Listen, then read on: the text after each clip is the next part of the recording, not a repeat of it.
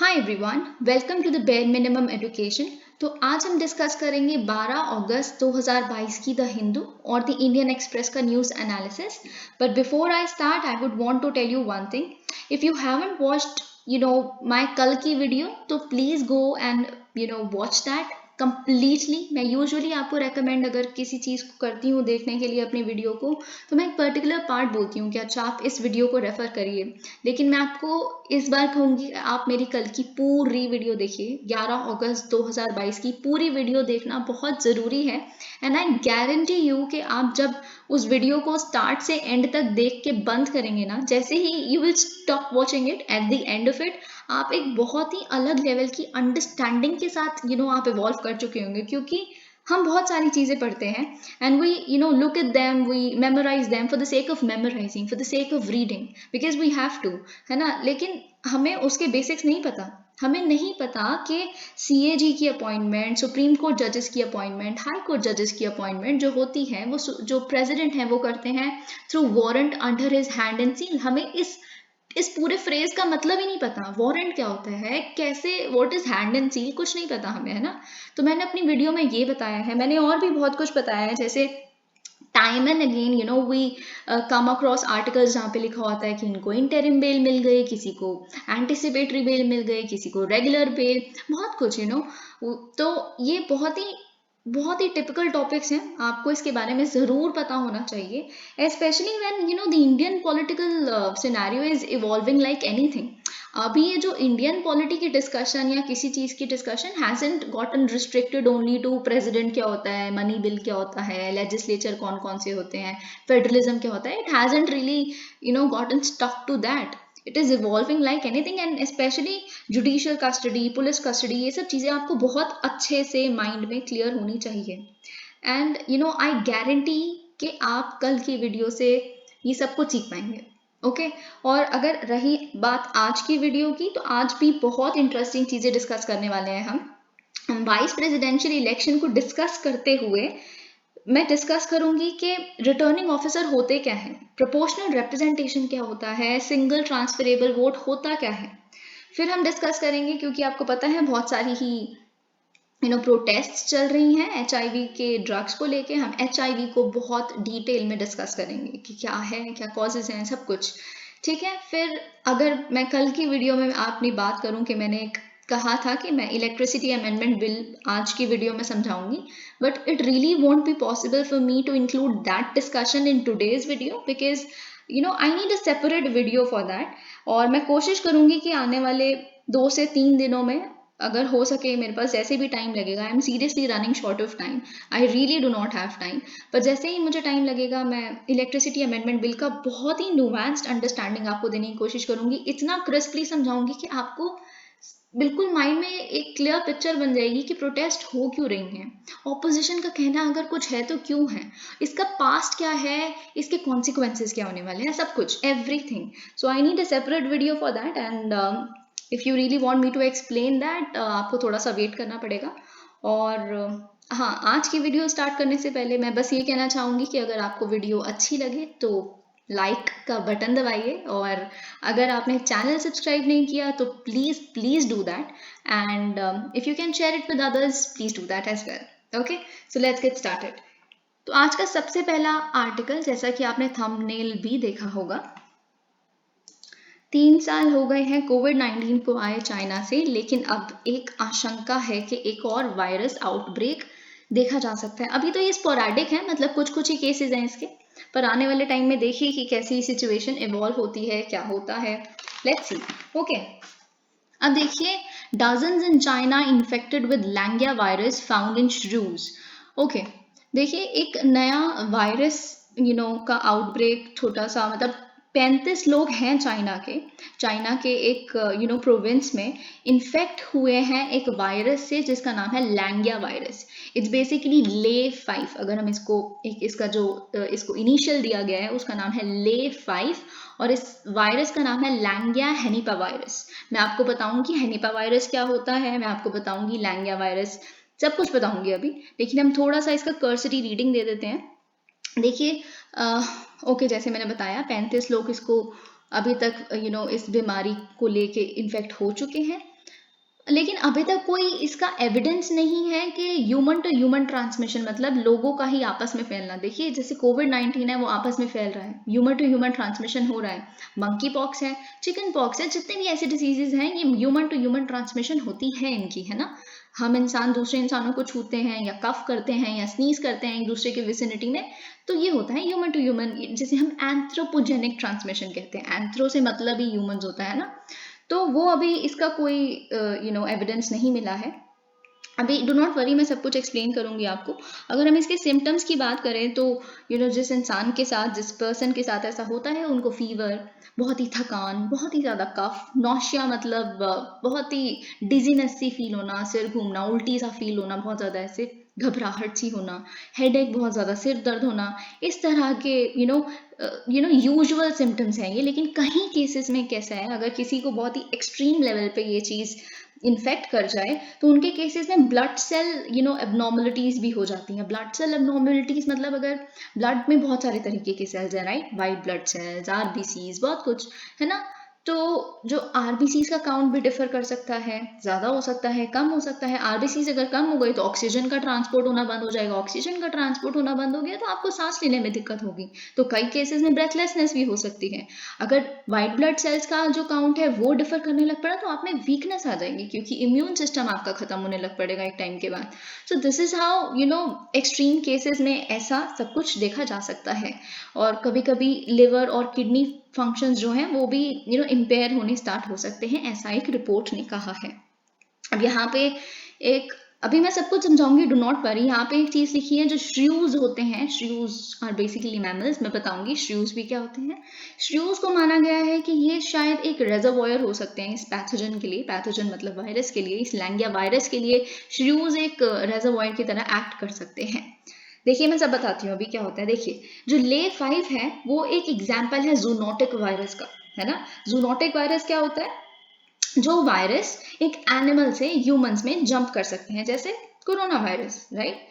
फिर उसके बाद अगर हम बात करें कि ये कौन सी फैमिली को बिलोंग करते हैं, अभी हमने पढ़ा कि लैंगिया जो है, लैंगिया हेनिपा वायरस है, राइट। तो लैंगिया जो फैमिली को बिलोंग करता है वो है henipa virus family. Okay, henipa virus की अगर हम बात करें तो पहली बार ऐसा नहीं है कि हेनिपा वायरस का कोई केस देखा गया है। हेनिपा वायरस के पहले भी 2 स्पीशीज आइडेंटिफाई किए जा चुके हैं, इनके हमने आउटब्रेक्स देखे हैं। सबसे प्रोमिनेंट एग्जाम्पल आप सबको पता है, Nipah virus. Nipah virus is a henipa virus. Nipah virus का सबसे इंपॉर्टेंट आपने देखा होगा कि जो केरला में आउटब्रेक हुआ था, तमिलनाडु में, है ना। तो सबसे पहले इसका अगर हम देखें तो पिग्स में ढूंढा गया था निपा वायरस को, डोमेस्टिक पिग्स में। ओके, फिर एक टाइम पे था कि शायद बैट्स इनका रेजर्वॉयर की तरह एक्ट कर रहे हैं, बहुत कुछ ऐसे फ्रूट बैट्स के ऊपर वो था, फाइंडिंग सजेस्ट करती थी। फिर दूसरी स्पीशीज जो अभी तक डिस्कवर की गई है निपा वायरस की, वो है Hendra virus. Hendra, HENDRA। Okay, अब यहाँ पे एक चीज लिखी है कि जो श्रूज हैं वो शायद एक्ट कर रहे हैं इनके रेजर्वॉयर की तरह। अब देखिए सबसे पहले हमें ये समझना है श्रूज कौन से एनिमल्स होते हैं। इनको समझने से पहले हमें ये समझना है कि रेजर्वॉयर, जब कोई एक एनिमल एक पर्टिकुलर डिसीज का, एक पर्टिकुलर वायरस का, या एक पर्टिकुलर पैथोजन का एक रेजर्वॉयर की तरह एक्ट करता है, तो रेजर्वॉयर का मतलब क्या होता है? देखिए जब हम कहते हैं, ये ऐसा हुआ था कि पैंगोलिन्स जो हैं उन पे भी ऐसा शक था कि शायद पैंगोलिन्स कोविड-19 का एक्ट कर रहा है रेजर्वॉयर की तरह। तो जब एक कुछ भी कोई जो एनिमल है वो रेजर्वॉयर की तरह एक्ट करता है, तो वो वायरस उस बॉडी में प्रेजेंट है, क्या पता वो नेचुरली रहता हो और उनकी ही बॉडी में वो रह रहा है, उन्हीं में ग्रो कर रहा है, उन्हीं में मल्टीप्लाई कर रहा है, सब कुछ फर्निश कर रहा है, खुद को एकदम फल फूल रहा है वो वायरस उस उनकी बॉडी के अंदर, एक रेजर्वॉयर की बॉडी के अंदर। लेकिन उनको कोई असर नहीं पड़ता।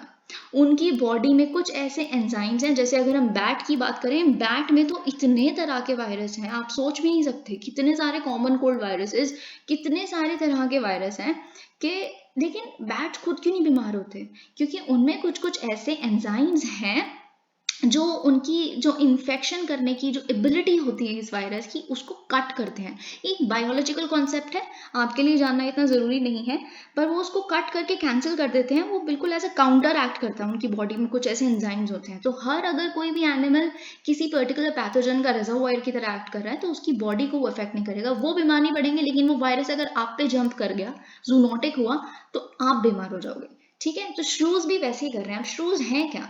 श्रूज आर वेरी स्मॉल मैमल्स। ठीक है, बहुत छोटे छोटे से मैमल्स होते हैं। ये आप साइज देख ही सकते हैं कि कितना ही छोटा है। इनफैक्ट ये अगर आप श्रूज किसी भी तरह के देख लें, किसी भी तरह का श्रू, आज तक सबसे बड़ा श्रू भी एक माउस की ही शेप का, मतलब की साइज का है, इससे बड़ा कोई श्रू नहीं होता।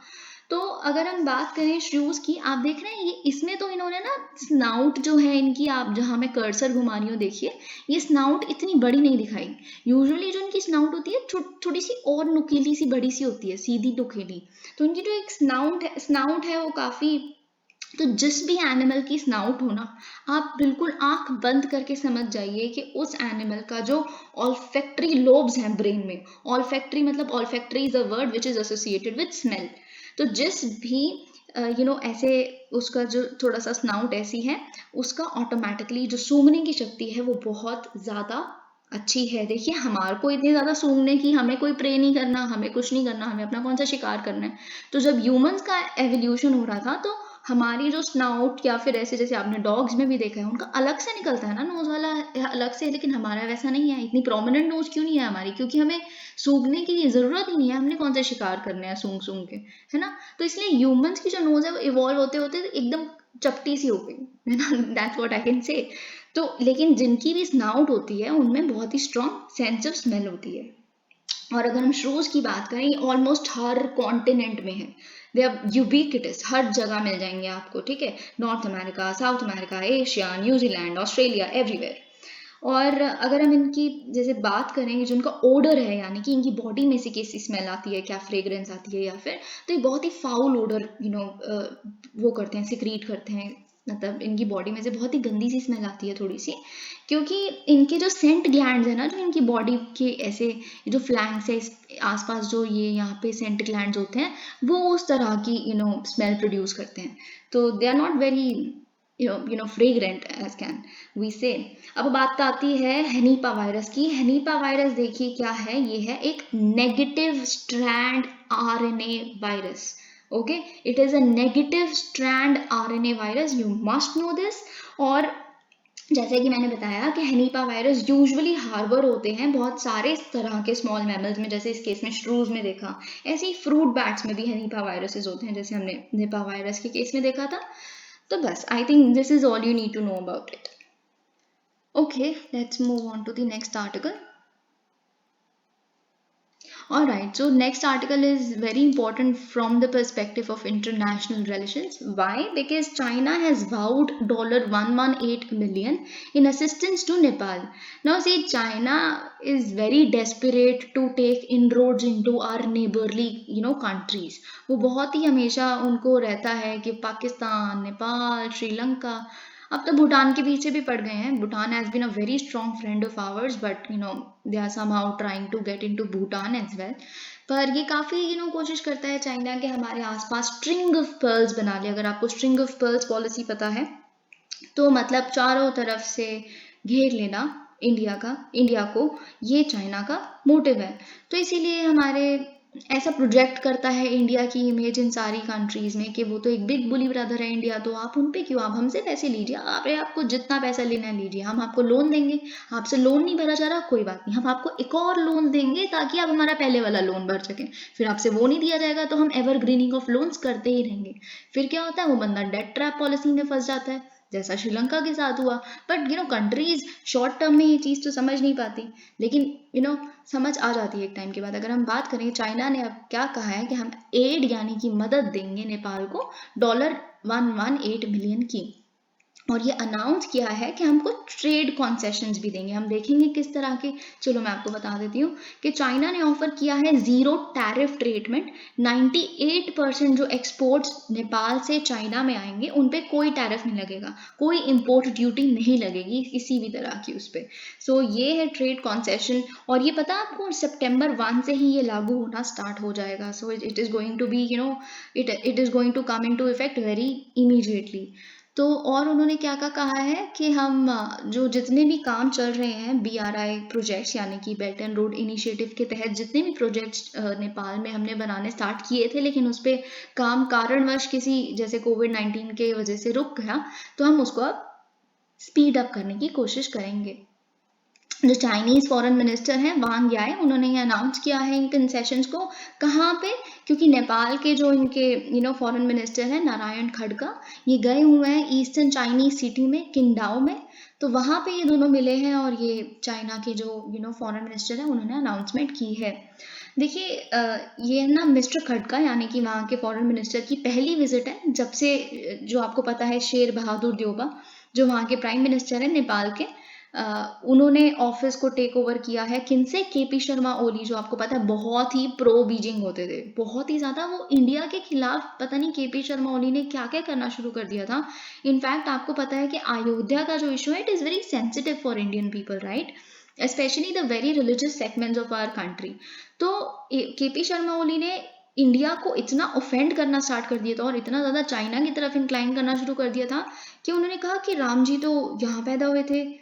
तो मतलब बहुत कुछ, अयोध्या तो यहाँ पे आता है, हमारे नेपाल में आता है, तो राम जी हमारे यहाँ के, मतलब बहुत कुछ ऐसा बोलने लग गए थे कुछ भी इंडिया के खिलाफ। तो KP Sharma Oli was a very pro Beijing person. तो उसके बाद लेकिन जो देओबा जी है ना, ये जो नए प्राइम मिनिस्टर हैं, ये काफी एक बैलेंस स्ट्राइक कर रहे हैं जब से फॉरेन पॉलिसी पे जब से इन्होंने ऑफिस लिया है। ये काफी अच्छे इंडिया और US के टाइज जो हैं, इंडिया और US के साथ काफी अच्छे टाइज बनाने की कोशिश कर रहे हैं। आपको मैं दोनों का एग्जाम्पल दूंगी, कैसे इंडिया के साथ कैसे USA के साथ। जैसे अगर हम USA के साथ बात करें तो चाइना ने एक कंसर्न भी एक्सप्रेस किया था। क्यों? क्योंकि नेपाल के पार्लियामेंट ने रैटिफाई कर दिया US funded $500 million millennium challenge corporation compact को, अभी बहुत ही रिसेंटली। अब देखिए ये क्या है, जो USA की मिलेनियम चैलेंज कॉरपोरेशन है, ये 2000 में फाइंड की गई एक US फॉरेन एड एजेंसी है। ये जो US एजेंसी है ये उन कंट्रीज के साथ काम करती है जिन्हें सच में जिनकी कंट्रीज में काफी ज्यादा पॉवर्टी है, जिनको इकोनॉमिक ग्रोथ की बहुत ज्यादा जरूरत है, बहुत सारे डेवलपमेंट प्रोग्राम्स की जरूरत है, और डेफिनेटली नेपाल उस कैटेगरी में फिट होता है। तो ऐसा ही US ने कि इस फॉरेन एजेंसी ने एक एड दिया है नेपाल को, जो $500 मिलियन जैसा कि हमने देखा वो। देखिए इससे क्या होगा ना, बहुत सारे इलेक्ट्रिसिटी का जो इंफ्रास्ट्रक्चर है नेपाल में उसे कंस्ट्रक्ट किया जाएगा। जैसे बहुत सारी ट्रांसमिशन लाइंस जिनका अगर हम एम्पियर्स यानी कि करंट उसका कैरिंग कैपेसिटी की बात करें तो 400 किलो वोल्ट एम्पियर्स का मतलब ट्रांसमिशन लाइन बनाई जाएगी। तो क्यों ये कंटेंशियस इशू था नेपाल में, इस बात को लेके काफी विवाद था, क्योंकि नेपाल में आपको एक बता दूं, यहाँ पे जो पार्टीज है ना, आपने देखा होगा कम्युनिस्ट मार्क्सिस्ट ऐसी पार्टीज हैं, तो एक ऑटोमेटिक इंक्लिनेशन हो जाती है इन पार्टीज की। वैसे तो यहाँ पे हिंदूज भी बहुत है, पर ऐसी पार्टीज की बहुत ज्यादा इंक्लिनेशन हो जाती है किनकी तरफ? चाइना की तरफ, क्योंकि चाइना ऑब्वियसली एक कम्युनिस्ट कंट्री है। दो उनका कम्युनिज्म बड़ा ही अलग तरह का कम्युनिज्म है, पर उनका कम्युनिज्म भी अगर आप थोड़ा सा भी हिस्टोरिकल पर्सपेक्टिव जानते हैं तो एक तरह से वो अपना आइडियल एक टाइम पे रशिया को माना करते थे, जो एक खुद कम्युनिस्ट USSR की बात कर रही हूँ मैं। तो रशिया का जो कम्युनिज्म मॉडल है, पहले जो माओ थे वो उन्हीं को फॉलो करते थे, पर धीरे धीरे उन दोनों में काफी कंट्रीज में थोड़ा वाद विवाद होना लगा। तो वही जैसे नेपाल की जो पार्टीज हैं वो मोस्टली मार्क्सिस्ट और कम्युनिस्ट ऐसी पार्टीज हैं, तो वो इसलिए US के खिलाफ रहते हैं। जितनी भी कम्युनिस्ट पार्टीज होती हैं या मार्क्सिस्ट पार्टीज होती हैं ना, वो USA के खिलाफ है। इसलिए आप देखते हैं जो इंडिया का जो लेफ्ट विंग है वो हमेशा US के साथ, हमारी कोई डील साइन होती है वो बिल्कुल लड़ने मरने के लिए तैयार हो जाते हैं। क्यों? क्योंकि वो एक कैपिटलिस्ट कंट्री है USA, राइट। तो वो उनको लगता है कि USA can not be with anyone, USA किसी का सगा नहीं हो सकता है, ऐसा लगता है उस सेक्शन को। तो फिर ये USA को लेके काफी कंसर्न्स थे। वहाँ पे। अब मैं इंडिया के साथ बात करूँ तो इंडिया के साथ नेपाल कैसे टाइज मेंटेन करने की कोशिश कर रहा है, बहुत स्ट्रॉन्ग। क्योंकि एक सबसे रीसेंट एग्जांपल अगर मैं आपको दूं तो नेपाल के जो सीएम है देवबा जी, ये बीजेपी के ऑफिस आए थे। आप सोचिए, मतलब हमारे यहाँ के वहाँ नहीं, किसी आए हैं तो विजिट करने, बीजेपी के ऑफिस गए थे दिल्ली में। तो वो एक अलग ही तरह की बॉनहोमी डिस्क्राइब करती है मिस्टर मोदी और देवबा जी के बीच में। ठीक है, अब देखते हैं हम। ओके, अब हम नेक्स्ट आर्टिकल देखते हैं। Russia is a state sponsor of terrorism. ये किसने कहा है? आप देखिए, स्टेट स्पॉन्सर्ड टेररिज्म वाला जो कॉनोटेशन है ना, वो बहुत बार इंडिया भी यूज करती है। किस कंट्री के अगेंस्ट यूज करती है? पाकिस्तान के अगेंस्ट, है ना। हम पाकिस्तान को कहते हैं कि ये एक ऐसी स्टेट है जो स्पॉन्सर करती है टेररिज्म कश्मीर में, राइट, कश्मीरी मिलिटेंट्स के फॉर्म में। एक प्रॉक्सी वॉर लड़ती है, क्योंकि एक रियल वॉर तो इंडिया से वो बार बार आ जाती है, तो ठीक है, फिर वो ऐसी प्रॉक्सी वॉर लड़ रही है। अब रशिया को किसने कहा है? लैटविया ने कहा है। लैटविया ने ये कहा है कि मैं आपको बताती हूँ, अभी लैटविया के बारे में भी थोड़ा बहुत बताती हूँ। उन्होंने ये अपने पार्लियामेंट में सबने मिलकर ये डिक्लेयर किया है, और सब ने इन फेवर वोट किया इस रेजोल्यूशन के, कि जो रशिया है वो एक ऐसी स्टेट है जो टेररिज्म को स्पॉन्सर करती है, जिनके एक्शंस जो यूक्रेन में है, they are targeted genocide against Ukrainian people. Okay, तो अब मैं आपको थोड़ा सा लैटविया के बारे में आपको जानना बहुत ज़रूरी है। ये एक ऐसी कंट्री है जो बाल्टिक रीजन में प्रेजेंट है, नॉर्दर्न यूरोप के। तो अगर हम इसकी बात, अगर आप थोड़ा सा एक बारी प्लीज़ मेरे को एक फेवर करिए, आप गूगल पे एक फटाफट से लैटविया की इमेज खोलिए, तो मैं आपको बताती हूँ। इसके नॉर्थ पे प्रेजेंट है एस्टोनिया, इसके साउथ ईस्ट पे प्रेजेंट है बेलारूस, आपको पता है बेलारूस के साथ रशिया है, और इसके वेस्ट पे, इसके वेस्ट पे एक बेसिकली मैरीटाइम बॉर्डर है स्वीडन के साथ। इसकी कैपिटल क्या है लैटविया की? Riga, RIGA। You must know Capitals and most important cities of the various countries in this world, okay, you must know that. So Riga is the capital of Latvia। और सबसे important बात जो मैं आपको बता दूं, अगर हम सबसे प्रोमिनेंट माइनॉरिटी की बात करें जो लातविया में है, वो रशियंस हैं। Russians constitute a quarter of the Latvian population. Okay, let's move on to the next article now.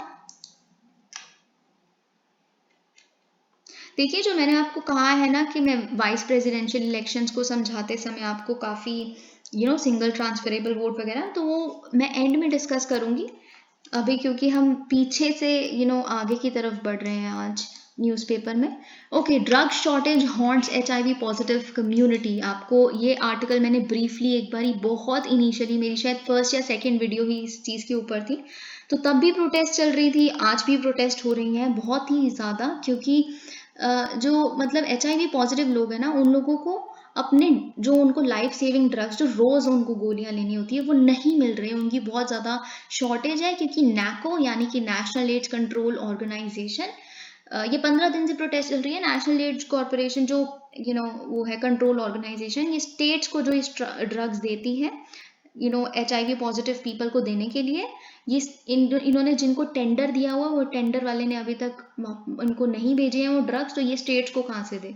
तो हर स्टेट में ऑलमोस्ट ये शॉर्टेज चल रही है, and it is actually threatening the life of this people, and very very of grievous concern. तो हम बात करते हैं अब HIV के बारे में। ऑलराइट, देखिए, अगर हम HIV की फुल फॉर्म देखें तो इसकी फुल फॉर्म है ह्यूमन इम्यूनो डेफिशिएंसी वायरस। तो ह्यूमन इम्यूनो डेफिशिएंसी वायरस, हमें सबसे इंपॉर्टेंट है, पता है क्या जानना है? कई लोग समझते हैं HIV और एड्स एक ही चीज़ है, ऐसा नहीं है। HIV और एड्स के बारे में आपको डिफरेंस पता होना चाहिए कि दोनों में डिफरेंस क्या है। जो HIV है, अगर उसको ट्रीट ना किया गया तो वो ओवर द टाइम ट्रांसलेट हो जाता है एक्वायर्ड इम्यूनो डेफिशिएंसी सिंड्रोम में, यानी कि एड्स में। तो अब मैंने ये कहा कि HIV को ट्रीट ना किया जाए तो वो एड्स बन जाता है, तो HIV और एड्स में डिफरेंस है क्या? ये है क्या? तो HIV क्या है? HIV कॉजल फैक्टर है एड्स का। HIV खुद एक डिसीज नहीं है, HIV तो एक वायरस है। मैंने बोला human immuno deficiency virus, HIV तो एक वायरस है। अब वायरस थोड़े ना डिसीज होती है। अब मैं जैसे कोविड के बारे में बात करूं, COVID-19 is the disease, but the causal factor is coronavirus. Okay, similarly the causal factor here is HIV and the disease is AIDS. Okay, फिर अगर हम HIV की बात करें, वो खुद में केपेबल नहीं होता कि वो एक होस्ट को मार दे। ठीक है, HIV ट्रीटेबल है, उसको रोका जा सकता है एड्स में तब्दील होने से। HIV is not capable of killing a host by itself. लेकिन अगर HIV की जो है HIV जिसके अंदर चला गया, उस बंदे को अगर ट्रीट नहीं किया गया टाइम पे, नहीं डायग्नोस किया गया, तो बड़ी सारी कॉम्प्लिकेशंस होने लग पड़ती हैं। मैं आपको बताती हूँ अभी कैसे। फिर बहुत सारे सेकेंडरी इन्फेक्शंस होते हैं जिससे जो होस्ट है वो मर जाता है। ये इन सारी तरह की सेकेंडरी इन्फेक्शंस, कॉम्प्लिकेशंस को ही एड्स कहते हैं। ये डिसीज़ खुद में एक डिसीज़ नहीं है, पर बहुत सारी और तरह की डिसीजेस का एक अम्ब्रेला है। बहुत सारे सेकेंडरी इन्फेक्शंस, इनफैक्ट इतना इम्यून सिस्टम वीक हो जाता है कि कभी कभार एक कॉमन कोल्ड भी एक HIV पेशेंट या फिर एक एड्स पेशेंट को मार सकता है। जस्ट अ कॉमन कोल्ड, क्योंकि आपका इम्यून सिस्टम इतना वीक हो जाता है। अब इम्यून सिस्टम वीक होता कैसे है? जो HIV है यानी कि ये जो वायरस है, ये अटैक करता है एक तरह के वाइट ब्लड सेल्स को। देखिए, वाइट ब्लड सेल्स को T सेल्स भी कहते हैं, ठीक है। तो T सेल्स का ही एक टाइप होता है CD4 सेल्स। जो CD4 सेल्स हैं, HIV अटैक करता है इन सेल्स को, ठीक है। अब आपको पता है ये CD4 सेल्स या फिर वाइट ब्लड सेल्स, ये तो बॉडी की इम्यून सिस्टम को मेंटेन करते हैं। तो अगर HIV ने इनको अटैक करना शुरू कर दिया, तो मतलब ये इम्यून सिस्टम है जो हमारा हर तरह के इन्फेक्शन से फाइट करता है, वो वीकन होना स्टार्ट हो जाएगा, राइट। तो फिर जैसे ही HIV हमारी बॉडी में एंटर करता है, वो खुद को मल्टीप्लाई करना स्टार्ट कर देता है। मल्टीप्लाई करना स्टार्ट करता है, बहुत सारे जितने भी CD4 सेल्स हैं एक एक करके उनको मारना स्टार्ट कर देता है। अभी मैं आपको ये भी बताऊंगी कैसे, ठीक है। फिर जब सारे CD4 सेल्स को वो मारना स्टार्ट कर देता है, तो बहुत ही हमारा जो इम्यून सिस्टम है वो बहुत ही सीवियरली डैमेज हो जाता है। और पता है, आपको एक सिंपल फैक्ट बताती हूँ मैं। एक बार ये वायरस हमारी बॉडी में घुस गया ना, इसको कभी रिमूव नहीं किया जा सकता, कभी भी नहीं रिमूव किया जा सकता। हाँ, आप क्या कर सकते हैं, आप इसके ट्रांसमिशन को रोक सकते हो, आप इसके फर्दर मल्टीप्लाई होने से रोक सकते हो, पर बॉडी में से ये वायरस कभी खत्म नहीं होगा। और ठीक ही है ना, मतलब आप समझ रहे हो ना, HIV खुद से एक इंसान को कुछ नहीं हानि पहुंचा सकता ज़्यादा, अगर उसको सही टाइम पे मल्टीप्लाई होने से रोक दिया जाए तो। अगर ये मतलब अगर हम बात करें कि जिसको एड्स तक वाली कंडीशन पहुंच जाती है, एक हेल्दी बॉडी की अगर हम बात करें, जो CD4 काउंट है उसमें 500 to 1600 होता है, ठीक है। लेकिन जो इन्फेक्टेड बॉडी है उसमें it goes as low as 200 per ml, right. You must remember this. अगर हम ट्रांसमिशन की बात करें तो ये HIV एक दूसरे में फैलता कैसे कैसे होता है, HIV ट्रांसमिट कैसे होता है, तो ये पर्सन टू पर्सन इसकी जो ट्रांसमिशन होती है, इट हैपन्स थ्रू और it occurs through bodily fluids including blood, semen, vaginal secretions या ब्रेस्ट मिल्क, है ना। फिर अब मैं आपको बताती हूँ कि ये जो प्रोटेस्ट चल रही है ड्रग्स को लेके, तो मैंने आपको कहा कि HIV को मल्टीप्लाई होने से रोका जा सकता है, उसकी ट्रांसमिशन रोकी जा सकती है, बस उसको रिमूव नहीं किया जा सकता। पर फिर ऐसी कौन सी थेरेपी है जो इसके ट्रांसमिशन या इसकी मल्टीप्लिकेशन को रोकता है? इसका नाम है ART, एंटी रेट्रोवायरल थेरेपी। अब मैं आपको इस नाम का ओरिजिन बता देती हूँ। देखिए, HIV जो है ना, वो एक रेट्रोवायरस है। कोई भी वायरस रेट्रोवायरस कब होता है? रेट्रोवायरस का मतलब है जिस वायरस का जो जेनेटिक मटेरियल है DNA नहीं है बल्कि RNA है। अगर किसी भी वायरस का जेनेटिक मटेरियल RNA है तो उसे हम रेट्रोवायरस कहते हैं। तो HIV एक रेट्रोवायरस है, ठीक है। तो जो थेरेपी रेट्रोवायरस के अगेंस्ट एक्ट करेगी वो एंटाई रेट्रोवायरल थेरेपी हो जाएगी, ऑलराइट। तो ये जो ये पहली बात आपको HIV की अगर मैं थोड़ी सी और डिटेल बता दूं, तो ये एक ऐसा रेट्रोवायरस है जिसमें जो RNA है वो सिंगल स्ट्रैंडेड है, मतलब जो जेनेटिक मटेरियल में RNA है वो सिंगल स्ट्रैंडेड है, डबल स्ट्रैंडेड नहीं है। अगर आपको थोड़ा सा भी ह्यूमन बॉडी सेल्स के बारे में पता है तो आपको ये पता होगा कि हमारा जो जेनेटिक मटेरियल है वो कंटेन करता है डबल स्ट्रैंडेड DNA को, राइट। ये बात तो आपको सबको पता है। सो ये बहुत बेसिक चीज़ है वैसे। तो फिर क्या होता है एंटी रेट्रोवायरल थेरेपी में होता क्या है, कैसे ये it is a combination of daily medications. बहुत तरह की प्रोपोर्शन में डोजेजेस होती हैं, एक गोली ये फिर इस टाइम पे, मतलब बहुत ही प्रोपोर्शन उसका फिक्स्ड होता है, कोटा फिक्स्ड होता है एकदम। सो it is about daily medications that stop the virus from reproducing. और ये मैंने जैसे बताया कि रिस्क ऑफ ट्रांसमिशन को भी रोकता है, और क्या करता है ये प्रोग्रेशन को रोकता है HIV की एड्स में, मतलब एड्स ना बन जाए HIV का, उसको भी रोकता है। अब मैं आपको बता दूं किन तरह की डेली मेडिकेशंस होती हैं। आपको सबसे इम्पॉर्टेंट जो एक बहुत ही क्लीशे जो मेडिसिन है, जो आपको बिल्कुल पता ही होनी चाहिए, मोस्टली हर HIV पॉजिटिव इंसान को ये दी ही जाती है डेली, जो है डोल्यूटिग्रैविर। डोल्यूटिग्रैविर का मैं आपको स्पेलिंग बता देती हूँ, DOLUTEGRAVIR, जिसको हम DTG भी कहते हैं, ठीक है। तो ये बहुत ज़्यादा जो 15 दिन से प्रोटेस्ट चल रही है, ये मोस्टली डोल्यूटिग्रैविर के पीछे चल रही है।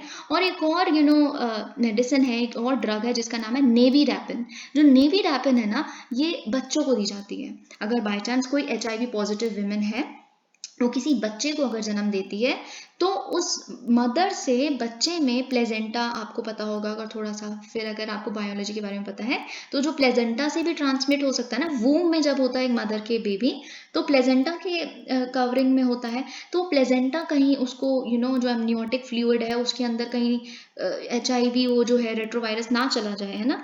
तो इन चीज़ों को रोकने के लिए, और डिलीवरी के टाइम पे तो सबसे ज़्यादा क्लोज कॉन्टैक्ट में होता है प्लेजेंटा और बेबी का, जो बेबी की बॉडी है उसका, वो बहुत ज़्यादा, तो डिलीवरी के टाइम पे ना चला जाए या ब्रेस्ट फीडिंग के टाइम पे ना हो, तो नेवीरैपिन दिया जाता है उन बच्चों को, इन्फेंट्स को, ठीक है। तो नेवीरैपिन की भी बहुत ज़्यादा एक्यूट शॉर्टेज चल रही है। ये एक सिरप है, इट्स अ सिरप, ओके, जो बच्चों को पिलाया जाता है। बच्चे तो ऑब्वियसली नहीं खाएंगे ना, दांत आए नहीं, खाएंगे कैसे, तो इसलिए, ओके। तो अब हम देख लेते हैं सिम्टम्स क्या होते हैं। देखिए, मैं आपको एक और चीज़ HIV के बारे में बहुत इंपॉर्टेंट बताना चाहूँगी। मैंने आपको बताया था जो HIV है ना, वो हमारे इम्यून सिस्टम को वीक करना शुरू कर देता है। अब आपको ये तो पता है, जो वायरस होता है वो तो कुछ भी नहीं है, it is neither alive, it is not dead, है ना। ना ही ये लिविंग है, ना ये नॉन लिविंग है, तो है क्या, ये नॉन लिविंग है अगर हमारे होस्ट के शरीर से बाहर है, ये लिविंग है अगर होस्ट के शरीर में घुस जाता है ना। तो फिर जैसे ही हमारी बॉडी में घुसा, ये एक एंजाइम को यूज करता है जिसका नाम है रिवर्स ट्रांसक्रिप्टेज, ताकि हमारे जो सेल्स हैं, हमारे, देखिए मैंने आपको बताया कि जो HIV है वो एक रेट्रोवायरस है, यानी ये एक RNA वायरस है, लेकिन हमारी बॉडी तो DNA वायरस है। DNA वायरस नहीं, मतलब हमारी बॉडी में तो जेनेटिक मटेरियल DNA है, तो एक RNA DNA में कैसे खुद को इंटरमिंगल कर लेगा। तो इसीलिए जो RNA है, ये खुद को कन्वर्ट कर सके एक DNA में, उसके लिए ये एंजाइम यूज करता है रिवर्स ट्रांसक्रिप्टेज, ताकि वो अपने जेनेटिक मटेरियल को हमारे जेनेटिक मटेरियल में इम्बाइब कर दे, और हमारा जेनेटिक मटेरियल खुद ही कंफ्यूज हो जाए, वो खुद को उस जेनेटिक मटेरियल को, ये HIV वाले को खुद का जेनेटिक मटेरियल समझना शुरू कर दे। फिर हमारे सेल्स तो रिप्रोड्यूस कर ही रहे हैं रोज के रोज, हर मिनट, है ना। तो फिर हमारे सेल्स उसके जेनेटिक मटेरियल को खुद का जेनेटिक मटेरियल बनाते हैं, हर सेल में फिर वो वाला जेनेटिक मटेरियल डालने लग पड़ेंगे जो हमें HIV ने दिया है। इस तरह से हमारी पूरी बॉडी के इम्यून सिस्टम को कॉम्प्रोमाइज कर देता है। अब एक और चीज़ जो आपको पता होनी चाहिए, बहुत ही जो बिल्कुल सिंपल है, मैंने आपको बताया है रिवर्स ट्रांसक्रिप्टेज एंजाइम। देखिए, ट्रांसक्रिप्शन क्या होता है, एक सिंपल बायोलॉजिकल टर्मिनोलॉजी है ये। अगर आपको थोड़ी सी भी 10th स्टैंडर्ड की बायोलॉजी याद है, तो transcription is a process of conversion of DNA into RNA। लेकिन क्योंकि हमें DNA टू RNA तो बनाना नहीं है HIV को, है ना, उसे तो RNA टू DNA बनाना है, and hence the name reverse transcriptase. Alright, so you must remember this. अब हम चलते हैं नेक्स्ट आर्टिकल पे। Alright, so next article is going to be about India Bangladesh ने अभी एक 4th डिफेंस मीटिंग की है, डिफेंस डायलॉग किया है, जिसमें उन्होंने एक सेटिस्फैक्शन जताई है कि हाँ, हमारी जो डिफेंस कॉपरेशन है दोनों कंट्रीज के बीच में, वो काफ़ी हद तक बहुत अच्छी है। हमारी कोलैबोरेशन बहुत ही बढ़िया चल रही है despite the difficulties imposed by COVID-19 pandemic, okay. और हम और बढ़ाएंगे अपनी इस कॉपरेशन को, जब भी हमें एक दूसरे की ज़रूरत होगी, हम एक दूसरे के लिए खड़े हैं, ठीक है। तो अब हम एक बहुत इंटरेस्टिंग चीज़ डिस्कस करने वाले हैं, एंड शायद आपने बहुत ही कम सुना होगा इस बारे में, लेकिन मैं आपको आज बताती हूँ।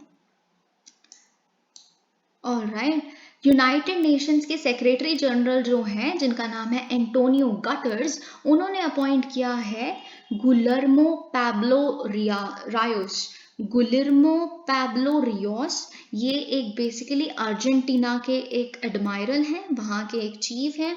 इनको अपॉइंट किया गया है as head of mission and chief military observer for the United Nations military observer group in India and Pakistan, UN UNMOGIP जिसे हम कहते हैं। तो अब मैं बताती हूँ, हमें बहुत ज़्यादा जानना ज़रूरी है इसका हिस्टोरिकल बैकग्राउंड। ये है क्या United Nations military observer group in India and Pakistan. देखिए, बहुत एक एक वर्ड अच्छे से सुनिएगा। इसको एस्टैब्लिश किया गया था जनवरी 1949 में, ठीक है। इसको क्यों एस्टैब्लिश किया गया था, और स्पेशली इंडिया पाकिस्तान के लिए यूनाइटेड नेशंस का कोई मिशन है, इट इज़ वेरी अजीब है ना। United Nations specifically India Pakistan क्यों? क्योंकि एक हुई थी, आपको पता है कश्मीर में आज तक 3 वॉर्स हो चुकी हैं, मैं अभी आपको वो नहीं बता सकती, लेकिन जो फर्स्ट वॉर इन कश्मीर हुई थी वो हुई थी 1947-1948, 47-48 के बीच में जो फर्स्ट वॉर हुई थी कश्मीर की, उसके वजह से उसके बाद ये बनाया गया था ये यूनाइटेड नेशंस का मिशन।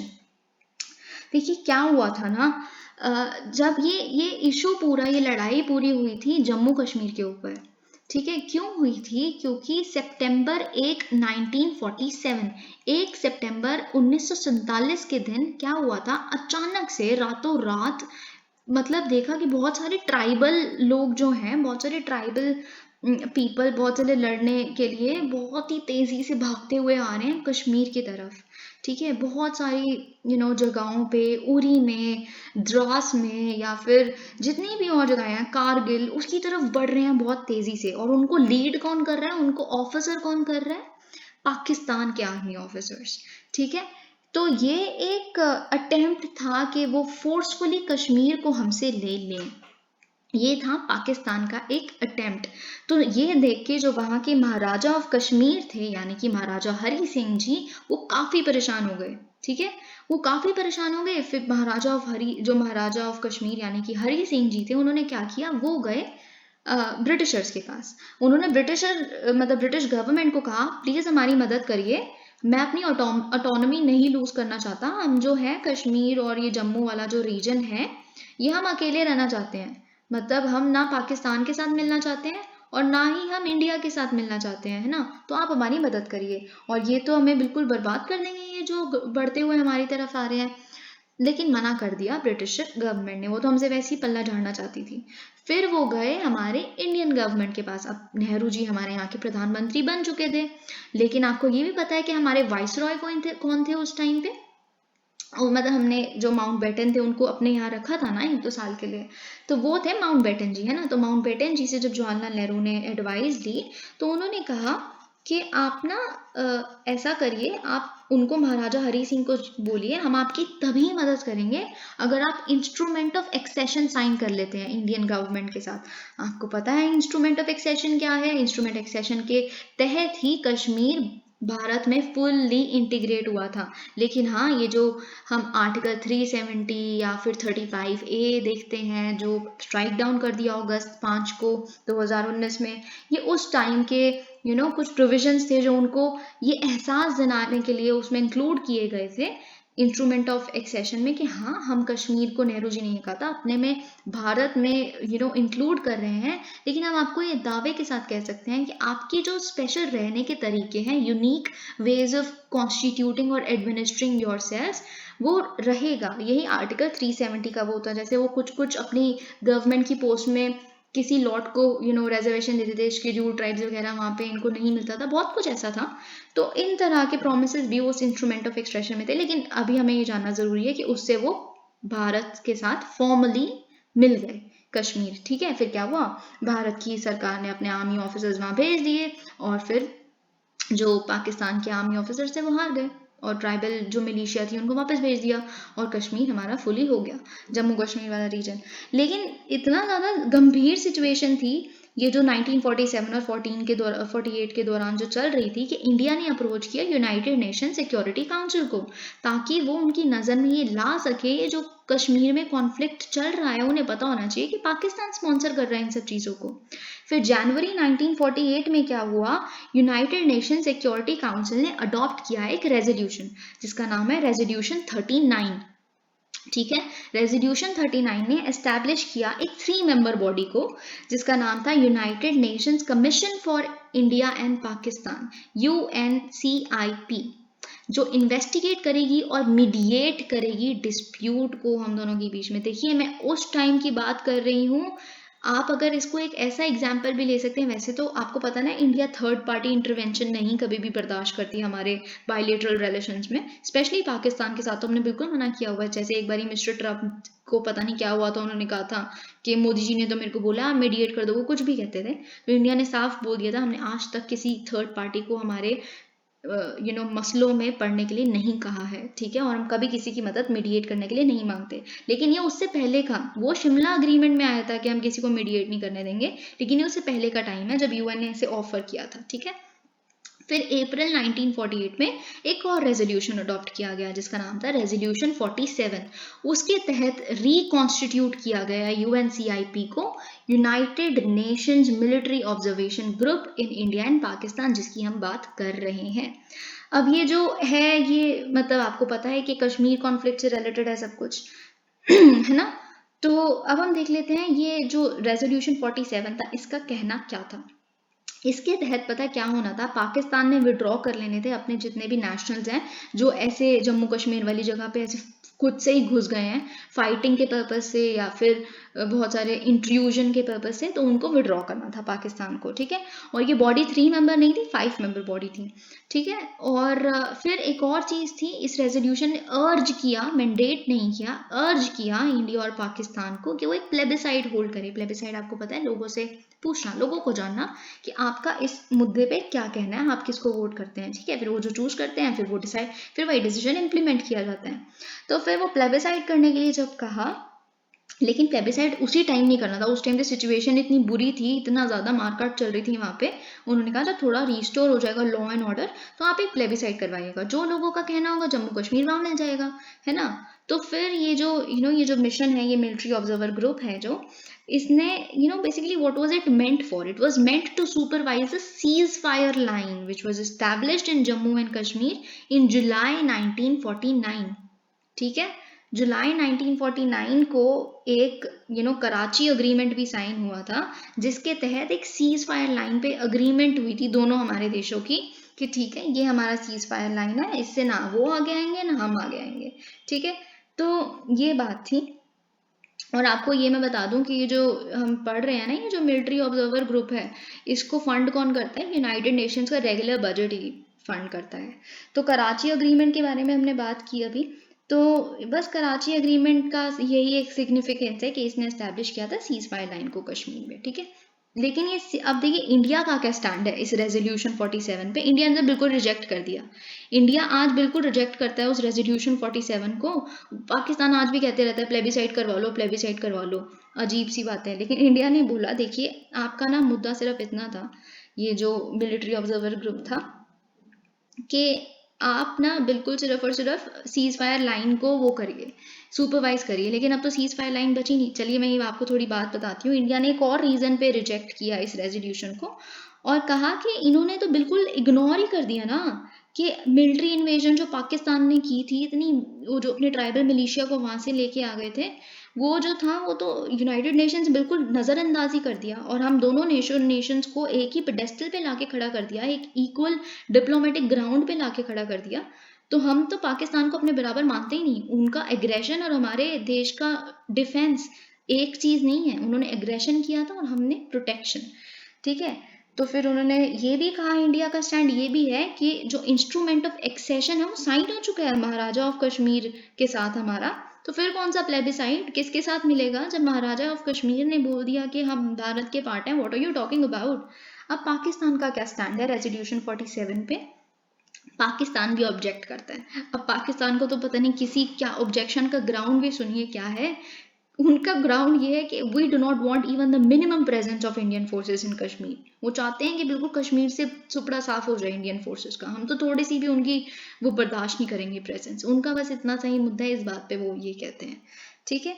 और बस यही। और फिर अगर हम थोड़ा सा और बात करें अब कि ये तो हमने रेजोल्यूशन 47 के बारे में देख लिया, लेकिन इंडिया का ये यूएन मॉजिब पे क्या स्टैंड है। हमारा जो ये स्टैंड है कि यूएन मॉजिब का सिंपल सा जो मैंडेट था वो तो लैप्स हो गया। इसको सीज फायर लाइन को सुपरवाइज करना था जो कराची अग्रीमेंट में लाई गई थी, लेकिन it has outlived it's utility because Shimla agreement के तहत तो हमने लाइन ऑफ कंट्रोल को वो कर लिया ना, एस्टैब्लिश कर लिया इंडिया और पाकिस्तान ने आपस में। तो अब क्या करेगा, ये है ही क्यों, अभी तक एग्जिस्ट क्यों कर रहा है? तो पाकिस्तान का स्टैंड है, पाकिस्तान ने इंडिया की इस पोजीशन को एक्सेप्ट नहीं किया। पाकिस्तान के पास कोई अपना कोई पॉइंट नहीं होता, पाकिस्तान के पास बस उनको वो करना होता है जो इंडिया कर रहा है उसके खिलाफ, बस यही उनका पॉइंट है। तो यूनाइटेड नेशंस का स्टैंड है कि ठीक है, अगर यूनाइटेड नेशंस सिक्योरिटी काउंसिल एक डिसीजन लेती है कि यूएन मॉजिब को टर्मिनेट कर दिया जाए, तभी इसको टर्मिनेट किया जा सकता है। देखिए, लेकिन इतनी ज़्यादा दिक्कतों के बाद भी दोनों कंट्रीज आज भी मिलके इंडिया पाकिस्तान वेलकम करती है यूएन मॉजिब को और उनके साथ काम करती हैं, ठीक है। तो बस यही शिमला अग्रीमेंट, आपको पता है 1972 वाली शिमला अग्रीमेंट की बात कर रही हूँ, जो साइन की गई थी after Bangladesh liberation war. Okay, so you must know that. Alright, यही था इसके बारे में। अब हम नेक्स्ट आर्टिकल देखते हैं।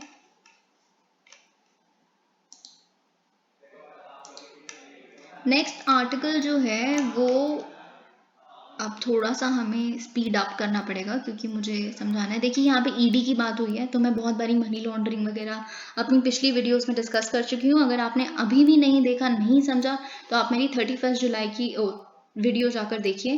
पहले 27-28 मिनट्स देखिए जाके, you will learn a lot, ठीक है। अब कर्नाटका के हाई कोर्ट ने बिल्कुल सेट असाइड कर दिया है, बिल्कुल नकार दिया है कि वो जो एंटी करप्शन जो बोर्ड है, जो इन्होंने कर्नाटका की गवर्नमेंट ने anti corruption bureau, sorry my wrong, anti corruption bureau है ये, तो इट इज़ नॉट फाइन, हम we are not okay with that, इसको स्ट्राइक डाउन करिए। तो कर्नाटका के जो है, कर्नाटका की गवर्नमेंट है, इन्होंने एक एंटी करप्शन ये जो एसीबी बनाया हुआ है ना, it is under direct control of the chief minister, ठीक है। 2016 में इसे बनाया गया था। और ये देखिए, हर स्टेट में लोकायुक्ता होता है, जैसे लोकपाल सेंट्रल लेवल पे है, ताकि वो जितने भी पब्लिक सर्वेंट्स के अगेंस्ट जितने भी करप्शन वाले केसेस आए वो सॉल्व करता है, वो उस पर सब कुछ देखता है। तो जब लोकायुक्ता है, ये अलग सा एंटायर करप्शन ब्यूरो की क्या जरूरत है? मतलब ये तो हाईकोर्ट ने कहा, मतलब ये तो बायसनेस हो सकती है ना। आप क्या पता किन्हीं तरह के पब्लिक सर्वेंट्स को नहीं पसंद करते हो, आप उनके अगेंस्ट एक बायस बिहेवियर दिखा सकते हो, ठीक है। तो यही कह के उन्होंने कहा नहीं, लोकायुक्ता ही रहेगा, आप प्लीज अपना स्पेशल बॉडी जो हमने बनाई है इसको हटाइए। Alright, very important. I was actually waiting for this to come. देखिए, आपको पता है जगदीप धनखड़ जी जो हैं वो हमारे नए वाइस प्रेसिडेंट बने हैं। He is the 14th vice president of India और उनकी जो ओथ टेकिंग सेरेमनी है कल हो गई है राष्ट्रपति भवन में। जो हमारी प्रेसिडेंट है द्रौपदी मुर्मू जी, इन्होंने एडमिनिस्टर किया है इनको ओथ ऑफ ऑफिस। अभी मैं आपको बताऊंगी ओथ ऑफ ऑफिस क्या होता है, कौन सी तरह के ओथ्स होते हैं। और मैं आपको एक और बड़ी इंटरेस्टिंग चीज़ बताती हूँ कि ये जो जगदीप धनखड़ जी हैं, इन्होंने जो ओथ लेते समय हिंदी भाषा की प्रयोग की है। So he has taken oath in Hindi language, not in English, and he has taken oath in the name of God. अब मैं आपको बताती हूँ किन किन के नाम पे ओथ ली जा सकती है। सबसे पहले तो आपको जो पता होना चाहिए वो ये है कि जब एक वाइस प्रेसिडेंट ओथ लेते हैं तो वो सिर्फ एक तरह की ओथ नहीं लेते। जो हमारी प्रेसिडेंट हैं, प्रेसिडेंट द्रौपदी मुर्मू जी, यहाँ पे इन्होंने सिर्फ एक ही ओथ ऑफ ऑफिस का मेंशन किया है। ओथ ऑफ ऑफिस भी होता है और एक ओथ ऑफ सीक्रेसी भी होता है। देखिए, ओथ ऑफ ऑफिस क्या होता है? ओथ ऑफ ऑफिस मतलब कि जगदीप धनखड़ जी ये कहेंगे कि I bear true allegiance to the constitution of India, है ना, and the law of the land. मतलब जितना भी इस देश के बारे में मैं जो भी अपनी डिसीजंस लूंगा, जिस तरह से भी काम करूंगा, वो सब कुछ कॉन्स्टिट्यूशनल प्रिंसिपल से अलाइंड होगा। और इस ओथ ऑफ ऑफिस में एक और चीज इंक्लूडेड होती है, जो ये होती है कि जिस भी तरह की ड्यूटी मुझ पे डाली जा रही है मेरे कंधों पे, मैं उसको पूरी तरह से एक फेयर मैनर में निभाऊंगा। ये होता है ओथ ऑफ ऑफिस। फिर ओथ ऑफ सीक्रेसी क्या होती है? देखिए, ओथ ऑफ सीक्रेसी का मतलब होता है आप वाइस प्रेसिडेंट बने, ठीक है। आप जब वाइस प्रेसिडेंट बने उस दौरान काफ़ी चीज़ें आपको सीक्रेट जो होंगी हमारी कंट्री के बारे में, कुछ ऐसी बातें जो आपको उस ऑफिस के दौरान पता चलेंगी। अपने टेन्योर के दौरान आपके पास कुछ ऐसी बातें आएंगी जो शायद आपको एक नॉर्मल इंसान को नहीं पता लग सकती, क्योंकि हमारे देश के लिए सही नहीं है, ठीक है। तो फिर कल को अगर आप जब वाइस प्रेसिडेंट नहीं रहते तो उस तरह की इंफॉर्मेशन आप जाके पब्लिक को नहीं बता सकते, या फिर आप अपने किसी दोस्त से जाके शेयर नहीं कर सकते, अरे तेरे को पता है कि एक्चुअल में होता क्या है, ये तो आज तक लोगों को झूठ पता है. You can not do that. You have to maintain a certain level of secrecy. Okay, that is called oath of secrecy. फिर अगर हम बात करें कि यहाँ पे इन्होंने he took oath in the name of God.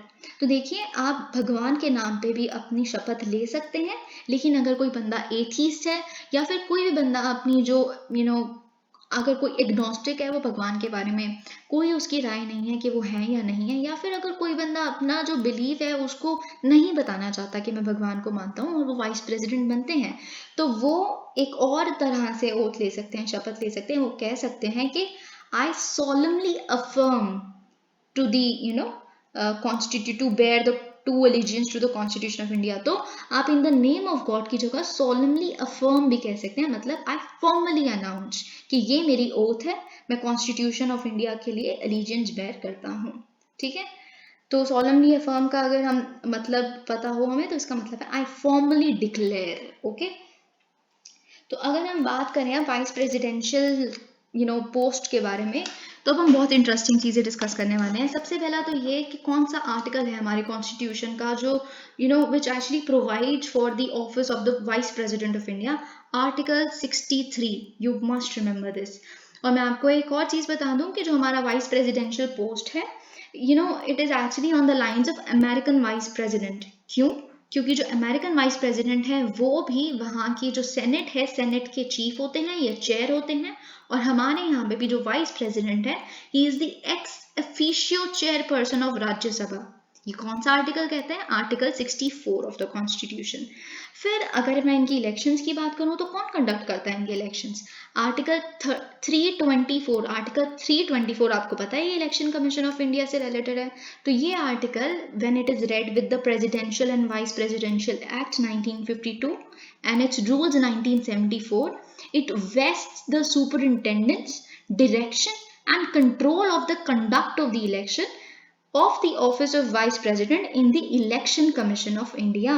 मतलब इस पूरे इलेक्शन को जो वाइस प्रेसिडेंट की पोस्ट के लिए करवाया जाएगा, उसका कंडक्ट, उसका डायरेक्शन, उसकी सुपरिंटेंडेंस सब इलेक्शन कमीशन ऑफ इंडिया के हाथ में है. ठीक है, लेकिन आपको मैं एक बात बताऊं, जो इलेक्शन कमीशन ऑफ इंडिया है, आपको क्या लगता है खुद जाके होते तो पार्लियामेंट में ही है ना इलेक्शन, है ना? तो आपको क्या लगता है कि खुद जाके करवाते हैं इलेक्शन? देखिए, उससे पहले हम कॉम्पोजिशन देख लेते हैं इलेक्टोरल कॉलेज की. जो आर्टिकल 66 है ना हमारे इंडियन कॉन्स्टिट्यूशन का, वो ये कहता है, मैं आपको इसको ना दो वेज में बताती हूँ आपको, और दोनों ही एक ही मतलब है, लेकिन आपको जस्ट कंफ्यूज किया जा सकता है, इसलिए मैं आपको बता रही हूँ. मैं कहती हूँ कि जो आर्टिकल 66 कहता है, मैं उसको दो फॉर्म्स में कहूंगी. जैसे वाइस प्रेसिडेंट जो है हमारे, he or she would be elected by the members of an electoral college which constitutes 3 types of members. First, elected members of Rajya Sabha. Second, nominated members of Rajya Sabha. Third, elected members of Lok Sabha. अब देखिए, मैंने nominated members of Lok Sabha क्यों नहीं कहा? इसलिए नहीं कहा, वैसे तो मतलब अगर मैं इसको दूसरे फॉर्म में बोलूं तो जो वाइस प्रेसिडेंट का इलेक्शन है उसमें दोनों ही हाउसेस के सारे मेंबर्स वोट करते हैं सिंपल वे में. लेकिन मैंने उस जगह नॉमिनेटेड मेंबर्स ऑफ लोकसभा इसलिए नहीं कहा क्योंकि जो एंग्लो इंडियन नॉमिनेशन हुआ करती थी, तो जो दो लोग जो प्रेसिडेंट एंग्लो इंडियन कम्युनिटी के नॉमिनेट करते थे उसको टर्मिनेट कर दिया गया. अब कोई नॉमिनेशन नहीं होती एंग्लो इंडियंस की. और रही बात नॉमिनेटेड मेंबर्स ऑफ राज्यसभा की, तो आपको पता है कि हर बार 12 मेंबर्स जो हैं राज्यसभा में वो नॉमिनेटेड होते हैं. ठीक है, प्रेसिडेंट करते हैं उन्हें नॉमिनेट. तो ये था. लेकिन अब मैंने कहा था कि इलेक्शन कमीशन ऑफ इंडिया थोड़ा ना हाउस में जाके इलेक्शन कंडक्ट करवाते, तो फिर कौन करता है, मतलब किस पे जिम्मेदारी डालता है? ईसीआई. ईसीआई क्या करते हैं? सेंट्रल गवर्नमेंट की कंसल्टेशन के साथ सेक्रेटरी जनरल अपॉइंट करते हैं, एक लोकसभा के और एक राज्यसभा के. लेकिन इस इलेक्शन की अगर हम बात करें तो जो सेक्रेटरी जनरल ऑफ लोकसभा है उन्होंने कंडक्ट किया. जो सेक्रेटरी जनरल ऑफ लोकसभा होते हैं वो एक रिटर्निंग ऑफिसर की तरह एक्ट करते हैं. ठीक है, रिटर्निंग ऑफिसर मैं आपको भी बताती हूँ. रिटर्निंग ऑफिसर क्या करते हैं ना, ही और she would conduct the polling, है ना, वो पोलिंग कंडक्ट करेंगे. He would conduct the entire counting process and also decide the validity of the ballot papers, है ना। और जो भी ये डिसीजन लेंगे वो डिसीजन फाइनल है। इनफैक्ट इलेक्शन कमीशन खुद ओवर रूल नहीं कर सकता रिटर्निंग ऑफिसर के डिसीजन को। बस हिज वर्ड इज लकीर का फकीर, ओके, एकदम फाइनल। तो अब मैं बात करूँ रिटर्निंग ऑफिसर, अगर मैं बात करूँ ना, ये क्या कॉनोटेशन है, ये ब्रिटिश कॉनोटेशन है, ये ब्रिटिशर्स ने हमने टर्म अडॉप्ट की है। इसका बड़ा ही एक सिंपल सा मतलब है। रिटर्निंग ऑफिसर का मतलब एक ऐसा ऑफिसर जो रिटर्न करता है एक बंदे को जो उस पोस्ट पे, मतलब वाइस प्रेसिडेंट के पोस्ट के लिए खड़ा हुआ था। अब कैसे, इसकी भी दो बातें हैं। पहला, अगर तो बाय चांस आप समझिए वेंकैया नायडू जी थे, ठीक है, तो ये पहले वाले ही वाइस प्रेसिडेंट अगर दोबारा इलेक्ट होके वाइस प्रेसिडेंट बन जाते, तो मतलब रिटर्निंग ऑफिसर ने क्या किया, वेंकैया नायडू जी को ही वापस रिटर्न कर दिया उनकी पहले वाली पोस्ट पे। अब अगर बाय चांस वेंकैया नायडू जी दोबारा इलेक्शन लड़ते हैं ना, और वो हार जाते हैं, ठीक है, तो फिर रिटर्निंग ऑफिसर ने क्या किया, उनको रिटर्न कर दिया इनकम्बेंट वाइस प्रेसिडेंट को उनके घर पे। सो ये इतना, सच में इसका मतलब यही है, ब्रिटिशर्स ने यही सोच के इनको रिटर्निंग ऑफिसर बोलना स्टार्ट किया था। ओके, अब मैं एक बात आपको कहती हूँ कि ये जो वाइस प्रेसिडेंशियल इलेक्शन है, ये प्रोपोर्शनल रिप्रेजेंटेशन के प्रीमाइस पे बेस्ड है by means of single transferable vote and that too at a secret ballot. ठीक है, मैंने इसमें तीन चीजें बोली। सबसे पहला प्रोपोर्शनल रिप्रेजेंटेशन, फिर मैंने बोला सिंगल ट्रांसफरेबल वोट, फिर मैंने बोला सीक्रेट बैलेट। अब मुझे आपको ये तीनों चीजें समझानी है। देखिए, प्रोपोर्शनल रिप्रेजेंटेशन क्या होता है, अगर मैं आपको एक जनरल टर्म में भी बताऊं, वाइस प्रेसिडेंट के इलेक्शन में ना बताऊं, अगर मैं आपको जनरल इलेक्शन जो होते हैं उसके टर्म में भी बताऊं, so it is an electoral system in which seats won by the parties are proportional to votes obtained। मतलब एक ऐसा इलेक्टोरल सिस्टम, इसमें जितनी एक पार्टी को सीट्स मिलेंगी उतना ही वोट परसेंट भी होगा उनका। मतलब अगर एक इलेक्शन है जिसमें कांग्रेस को 30% वोट मिले हैं और बीजेपी को 45% वोट मिले हैं, मतलब एक कांग्रेस को 30% वोट मिले हैं, बीजेपी को 45% वोट मिले हैं, तो फिर इनकी सीट्स क्या होंगी, कांग्रेस की 30 सीट्स होंगी, बीजेपी की 45 सीट्स होंगी। मतलब proportion to the percentage of votes is going to be the percentage of seats won। Okay, अब प्रोपोर्शनल रिप्रेजेंटेशन, अगर हम इस केस में बात करें वाइस प्रेसिडेंट की इलेक्शन में, तो ये प्रोपोर्शनल रिप्रेजेंटेशन एक जनरल इलेक्शन में तो समझ आता है, लेकिन वाइस प्रेसिडेंट में तो सीट भी एक है, एक ही सीट जीतनी है और कैंडिडेट्स भी कम होते हैं। मतलब कुछ समझ नहीं आ रहा है ना कि कैसे फिर प्रोपोर्शनल रिप्रेजेंटेशन कैसे होती है। देखिए, प्रोपोर्शनल रिप्रेजेंटेशन का ही एक सब टाइप होता है। वैसे तो इसके दो सब टाइप्स हैं, एक पार्टी लिस्ट सिस्टम और एक single transferable vote. Party list system मैं समझाने बैठी तो बहुत लंबा हो जाएगा, तो हम देखते हैं इसका सिंगल ट्रांसफरेबल जो वोट है वो एक प्रोपोर्शनल रिप्रेजेंटेशन का ही टाइप है। इसमें क्या होता है, इसमें actually winner needs to obtain a fixed quota of votes and the voters mark ordered rank 1, 2, 3 preference against the names of the candidates on the ballot paper। मतलब इसमें क्या होता है कि एक अगर इंसान को वाइस प्रेसिडेंट बनना है, कैंडिडेट को, तो उसे एक फिक्स्ड कोटा वोट्स का लेना पड़ेगा, जीतना पड़ेगा। और जिन तरह से वोटिंग होती है वो प्रेफरेंस दी जाती है। मैं आपको अभी डिटेल में बताती हूँ कैसे। अगेंस्ट, मतलब एक बैलेट पेपर है, एग्जाम्पल लेती हूँ मैं अब आपको। अब देखिए, सबसे पहले तो बता दूं फिक्स्ड कोटा होता क्या है। फिक्स्ड कोटा आपको पता है, वाइस प्रेसिडेंट या वैसे इलेक्शन में क्या होता है, मेजोरिटी होती है। मेजोरिटी मतलब total number of voters upon 2 + 1, क्योंकि हर वोटर के पास एक वोट है इसीलिए। ठीक है, तो अगर मैं एक एग्जाम्पल लेती हूँ कि 30 बंदे हैं, 30 वोटर्स हैं, मतलब 30 ही वोट्स हैं, और इस केस में मेजोरिटी क्या होगी, 16 है ना, 15 + 1 है 16। तो जगदीप धनखड़ जी को वाइस प्रेसिडेंट बनने के लिए, आप ध्यान से सुनिएगा, 16 वोट्स की जरूरत थी। ठीक है, अब एक बैलेट पेपर है, मैं एग्जांपल ले रही हूँ कि 4 कैंडिडेट्स वाइस प्रेसिडेंट बनने के लिए खड़े हुए हैं। ठीक है, पहले हैं बाहुबली, और क्योंकि मैं आपको अल्फाबेटिकल ऑर्डर, आपको ये भी पता होगा कि जब एक इलेक्शन होता है तो हर इंसान का जो कैंडिडेट का नाम होता है वो अल्फाबेटिकल ऑर्डर में होता है।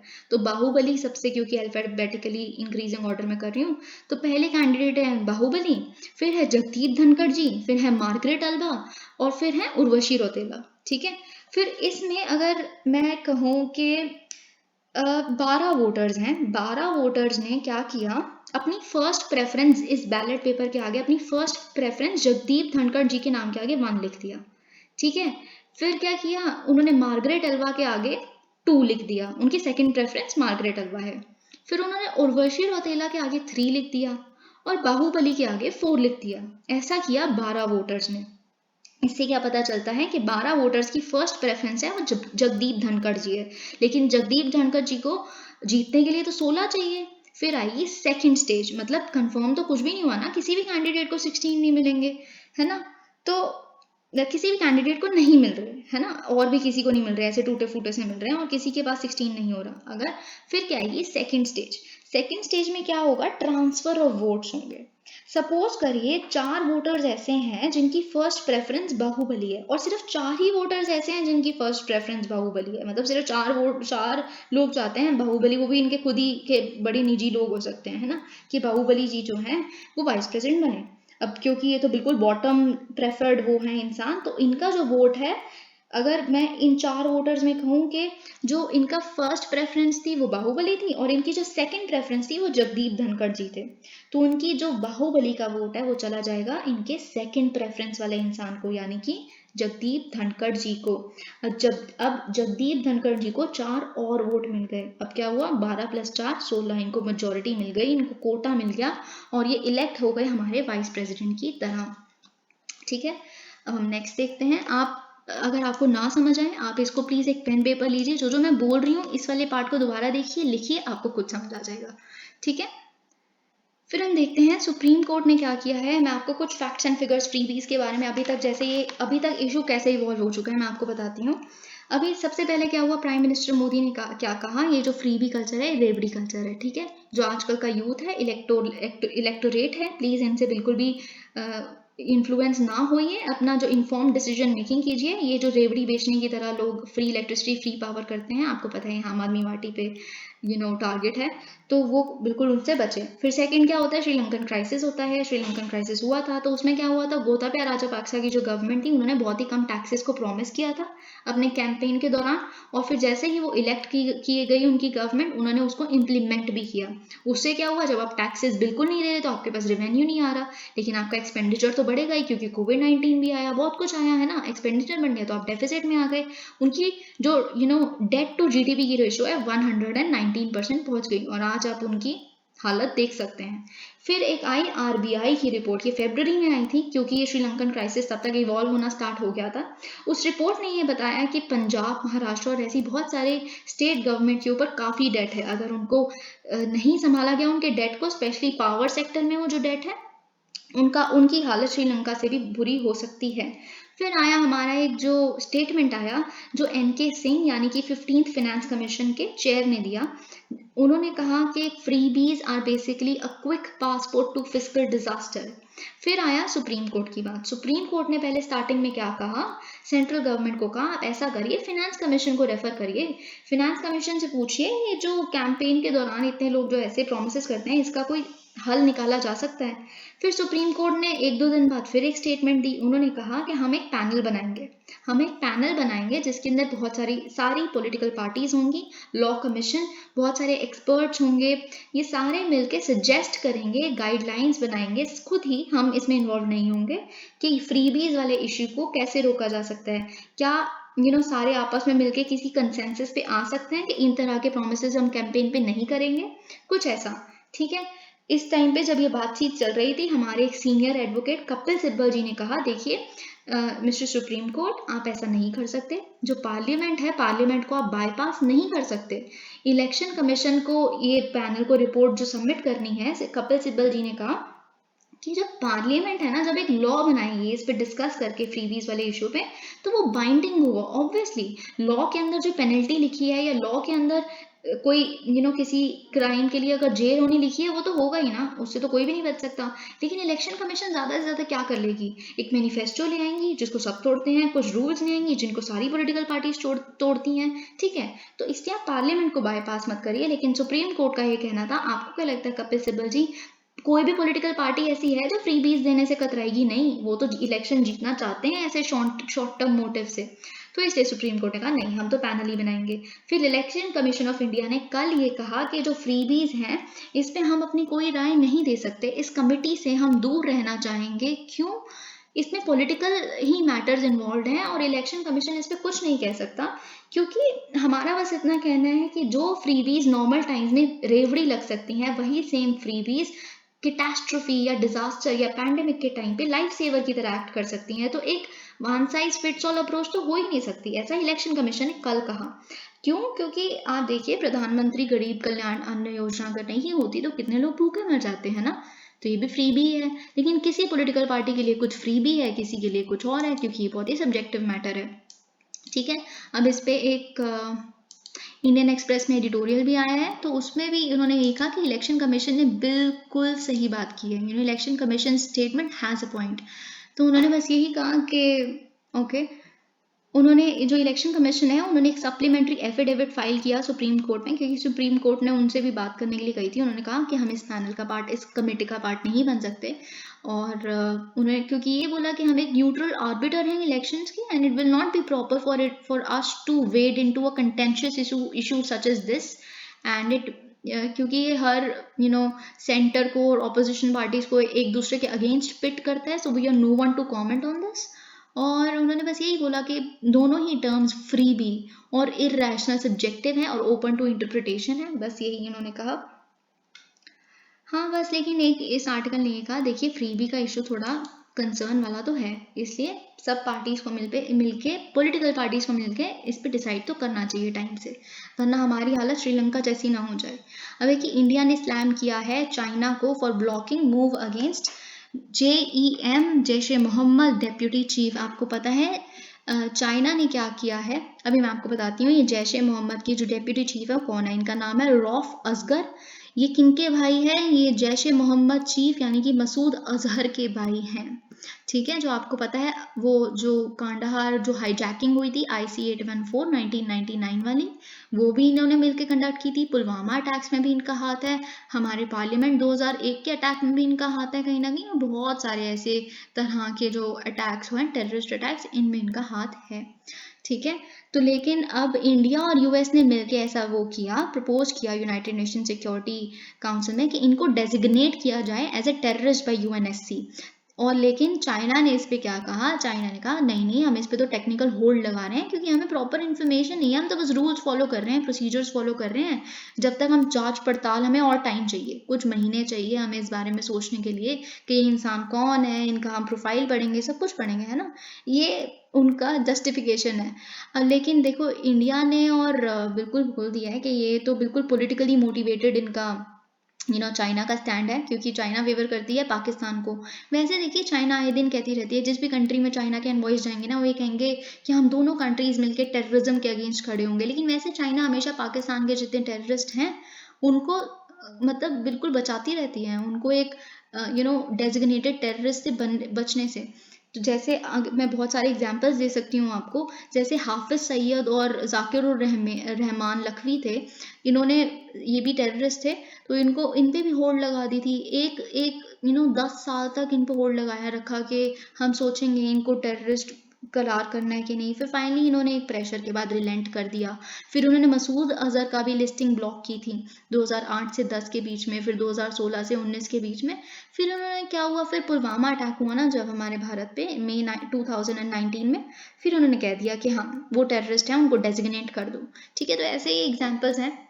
मैं आपको ये बता दूं, जब एक टेररिस्ट UNSC के डेजिग्नेटेड लिस्ट के तहत टेररिस्ट डिक्लेयर हो जाता है, देखिए यूनाइटेड नेशन सिक्योरिटी काउंसिल की एक कमेटी है, सैंक्शंस कमेटी 1267 सैंक्शंस कमेटी। इसके तहत क्या होता है, अगर आप टेररिस्ट कोई इंसान हो गया करार, तो उसको अगर किसी तरह की फंडिंग हो रही है, उस पर उनके किसी तरह के फंड्स हैं, प्रॉपर्टी है, उसको जब्त कर लिया जाता है, फ्रीज कर दिया जाता है, कोई ट्रांजैक्शन कहीं से बढ़ नहीं सकती उनकी, कहीं से पैसा आ नहीं सकता उनकी, सारा मतलब ऐसे बहुत तरह के, उनकी ट्रैवल बैन, वो किसी इंटरनेशनल ट्रैवल को अंडरटेक नहीं कर सकते। कोई कंट्री अगर बाई चांस उनको पता भी चल गया कि ये इंसान यहाँ पे है, तो वो एक दूसरे को कम्युनिकेट कर देती है। So this is all about this. Thank you so much for watching this video. अगर आपको अच्छी लगे तो आप प्लीज़ लाइक करिए, सब्सक्राइब करिए चैनल को।